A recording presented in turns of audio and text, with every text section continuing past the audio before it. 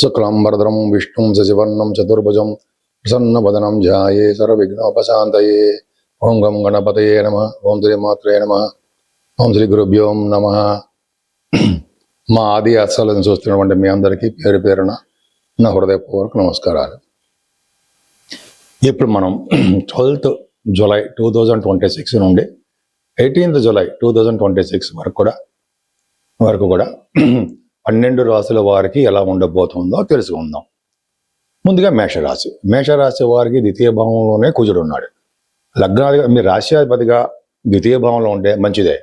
యాక్చువల్గా సెకండ్ భావంలో కుజుడు చదువు విషయంలో ఇబ్బంది పెట్టడము, లేకపోతే అసలు ఫైనాన్షియల్గా కూడా ఏమాత్రం లేకుండా చేయడం జరుగుతుంది. కానీ మీ రాశ్యాధిపతిగా కుజుడు ఉన్నాడు కాబట్టి కుటుంబంలో వృద్ధి, ధనం విషయంలో ఏమాత్రం ఇబ్బంది పడాల్సిన అవసరం లేకుండా కాపాడుతూ ఉంటాడు. అంతేకాకుండా మీ రవి బుద్ధుల వల్ల కూడా ఎక్కువగా పిడివాదన ఎక్కువ ఉంటుందండి. మీకు బాగా పిడివాదనతో గెలుస్తారనమాట. అలాగే ఎక్కువగా మీకు వాదించే శక్తి ఎక్కువ ఉంటుంది. దానివల్ల మీరు చక్కగా సక్సెస్ అవ్వడానికి అవకాశం ఉంది. రవి బుద్ధుల కాంబినేషన్ వలన కూడా బహుశా షార్ట్ జర్నీస్ చేయడము, మీరు చాలామంది షార్ట్ జర్నీస్ చేయడానికి అవకాశాలు ఉండడము. అంతేకాకుండా రవి బుద్ధుల కాంబినేషనే మీకు మిథున రాశిలో ఉండడం వల్ల బుధాదిత్య యోగం కూడా ఏర్పడింది. వలన మీ తమ్ముళ్ళకి కానీ మీ చెల్లెలకు కానీ చాలా బాగుండడము, అలాగే తీర్థయాత్రలు చేసే అవకాశాలు రావడము, బహుశా వాహనాలు ఏమైనా కొనుక్కోడానికి అవకాశాలు ఉంటాయి. అంతేకాకుండా చతుర్థ భావంలో గురుచంద్రుల గజకేసర యోగంలో ఉన్నాడు. ఎక్సలెంట్ అండి. చతుర్థ భావంలో చంద్రుడు కూడా అక్కడే ఉన్నాడు. అంటే ఆల్మోస్ట్ 14-15వ తారీఖుల్లో మీకు అక్కడ చతుర్థ భావంలో ఉంటాడు. జనరల్గా మీకు అంటే ఏంటి, గజకేసర యోగంలో ఉండడం వలన దీర్ఘాయుష్మంతులు అవుతారని, బాగా డబ్బు వస్తుందని చెప్తూ ఉంటాం మనం. చతుర్థ భావంలో గజకేసర వలన విద్యలో కూడా బాగా రాణిస్తారు. వాహనాలు కానీ గృహాలు కానీ చంద్రుడి యొక్క బలం కూడా తోడవడం వలన మీకు గృహ సంపత్తి రావడానికి అవకాశం. అంతేకాకుండా ఈ గజకేసర యోగం వలన కూడా మీరు భూములో, వాహనాలు, మంచి మంచి ఆభరణాలు, వస్తువులు కొనుక్కుంటారు. మ్యూజిక్ రంగంలో బ్రహ్మాండంగా డెవలప్ అవుతారు. మీ తల్లి గారికి బాగుంటుందండి. ఆవిడ యొక్క ఆరోగ్య పరిస్థితి, ఆర్థిక పరిస్థితి కూడా చాలా మెరుగవుతూ ఉంటుంది. అంతేకాకుండా విద్యార్థులకి బ్యూటిఫుల్ విద్య వస్తుందన్న సందేహమే లేదు. అంతేకాకుండా సంగీతం, ఇందాక చెప్పినట్టుగానే మ్యూజిక్ రంగంలో ఉన్న వాళ్ళకి బ్యూటిఫుల్గా ఉంటారు. పుత్రికా సంతానం కలగడానికే ఎక్కువ అవకాశాలు మీలో ఉన్నాయి. స్టాక్ మార్కెట్లో కూడా మీకు ధనారయోగాన్ని, అలాగే మీకు రాజకీయ రంగంలో ఉన్న వారికి పదవులు రావడానికి కూడా అవకాశాలు ఉన్నాయి. ఏదేమైనా భార్య భర్తల యొక్క స్పష్టత, అంటే వాళ్ళిద్దరు కలయిక బాగానే ఉంటుందంటే కలిసి మిస్అండర్స్టాండింగ్స్ లేకుండా చాలా బాగుండడానికి అవకాశం ఉంది. మేషరాశి వారికి అష్టమ భావాన్ని అష్టమాధిపతి గురు కూడా చూడడం వలన సడన్ గెయిన్స్ ఉంటాయి. లా రిలేటెడ్ ప్రాబ్లమ్స్ అని ఉంటే అది విజయవంతం అవుతూ ఉంటాయి. మీరేమీ భయపడాల్సిన అవసరం లేదు. అంతేకాకుండా మీ రాశి వారికి 9th భావాధిపతి కూడా బ్యూటిఫుల్గా ఉన్నాడు. కానీ మీ నాన్నగారికి కొంచెం అనారోగ్య సమస్యలు, హెల్త్ బాగుండిపోవడాలో, అదే ఫైనాన్షియల్గా ప్రాబ్లమ్స్ ఉండడానికి అవకాశం ఉంటుంది.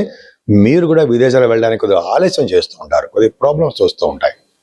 అది తీర్థయాత్ర చేయాలన్నా కూడా ప్రాబ్లమ్స్ వస్తాయి.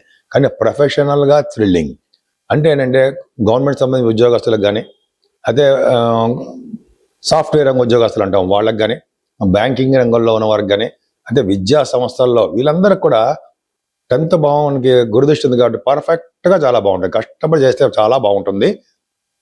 అంటే ప్రమోషన్స్ రావడము, ధన సంపాదన పెరగడము, మీ గుర్తింపు, గౌరవ మర్యాదలు ఎక్కడ తక్కువ కాకుండా ఉండడం జరుగుతుంది. ఏదైనా లాభంలో ఉన్న రాహు బ్యూటిఫుల్గా ఉన్నాడండి. ధన సంపాదన ఎక్కువ ఇస్తుంటాడు, ధనాన్ని బాగా వృద్ధి చేస్తూ ఉంటాడు ఆయన. అంతేకాకుండా మీకు ఫ్లో ఆఫ్ మనీ అంటాం కదా, వృద్ధి చేయడం అది బాగా ఉంటుంది. మీ పెద్దవాళ్ళ అక్కయ్య గారిగా చాలా బాగుంటారు. ముఖ్యంగా అమ్మవారికి దర్శనాలు చేసుకుని ఉంటే చాలా బాగుంటుంది. 12వ భావంలో శని అంత మంచివాడు కాదు, అంటే 10th హౌస్ లార్డ్గా కూడా ఉన్నాడు కాబట్టి గురుదృష్టి కూడా ఉంది కాబట్టి భయపడాల్సిన అవసరం లేదు. అంటే ఉద్యోగ రీత్యా ట్రాన్స్ఫర్స్ అవ్వడానికి అవకాశాలు ఎక్కువ ఉన్నాయి. నేను మీ వాడ్రేవు ఆదినారాయణరావు శర్మ, డాక్టర్ వాడ్రేవు ఆదినారాయణరావు ఉన్నాం. సరేనండి, మీ జాతకాలు ప్రతిసారి చెప్తున్నట్టుగానే మీ జాతకాలు చూపించుకోవాలనుకుంటే date of birth, time of birth, place of birth ఉంటే చాలా మంచి రిజల్ట్స్ పొందొచ్చండి. నేను చాలామంది చెప్తుంటాను, అందరికీ ఆల్మోస్ట్ కరెక్ట్ అవుతూనే ఉంటాయి. ఉద్యోగాల గురించి, వివాహాల గురించి, మ్యాచ్ మేకింగ్ అంటే భార్య భర్తల యొక్క వధూవరుల యొక్క జాతక పరిశీలనలు ఇవన్నీ ఉంటాయి కదండి, చాలా ఉంటాయి కదా. ఇది నేను ఒక్కడనే చూస్తూ ఉంటాను.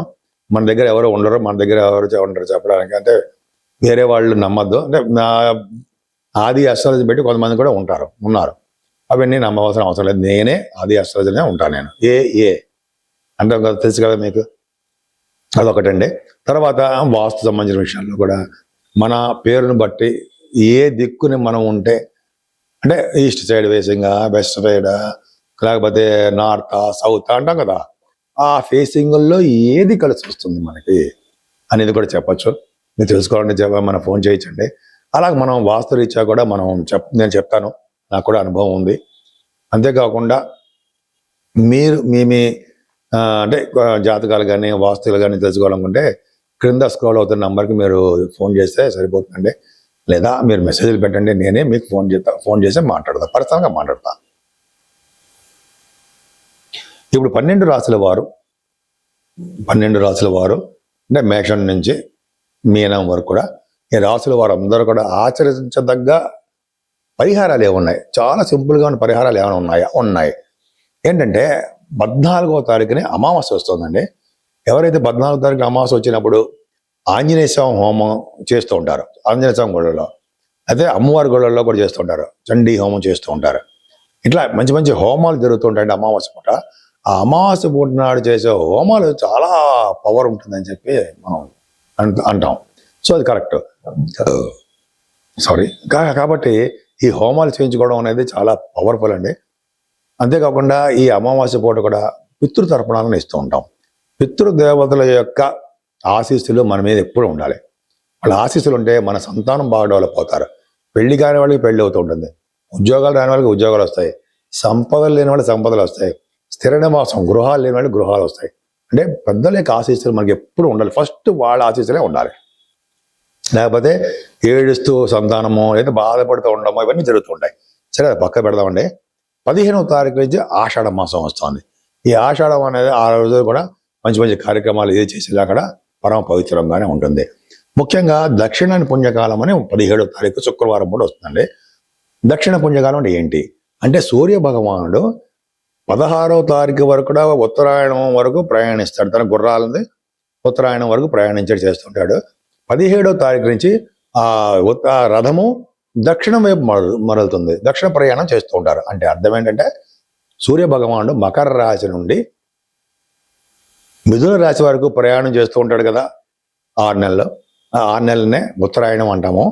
అలాగే కర్కాటక రాశి నుంచి మళ్ళీ మకర రాశి వరకు అంటే ధనుసు రాశి వరకు ఆయన దక్షిణాయన పుణ్యకాలం అంటాం, దక్షిణాయన వైపు ప్రయాణం చేస్తుంటారు. ఈ 17వ తారీఖున చేసే పుణ్యం చాలా, అంటే పుణ్యకాలం అంటాం.